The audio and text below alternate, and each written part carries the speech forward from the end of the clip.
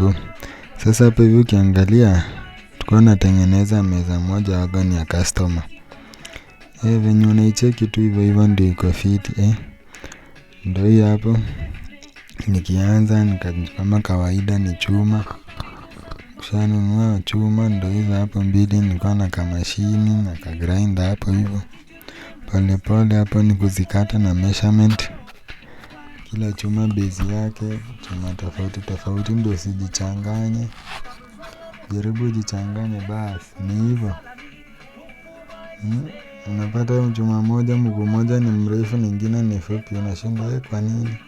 Kumbe niliweka side mbaya. Hiyo ni frame nilikuwa nishatengeneza already. Ndio hiyo sasa ikiwa tuseme nimeanza hivi ni framework tu peke yake. Ndio yako hapo ka framework. Pole pole tu. Bas, kaongezea hiyo hapo juu hiyo chipboard. Kakatoa. Kakatokea. Hapo nilikuwa nafunga. Sasa kukafunga hiyo sasa ndio. Gari ya kampuni sasa.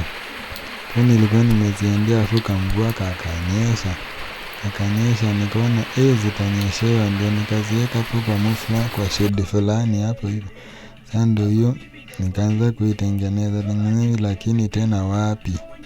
Siku ya pili mvua nayo ndio hiyo ilimwagika nikashindwa kazi sasa itanishinda wallahi. Sasa stima penye unavukishia hizo vukisha mvua ndio hiyo nikachangamkia kesho yake asubuhi niliamkia Wera. Nikasema lazima iishe liwe liwalo. Nikaimalizia hapa huko ndio tuseme ka semi final hivi. Kamepakwa rangi kabodi nikang'ang'ana tu nayo pole pole tu hapo hivyo.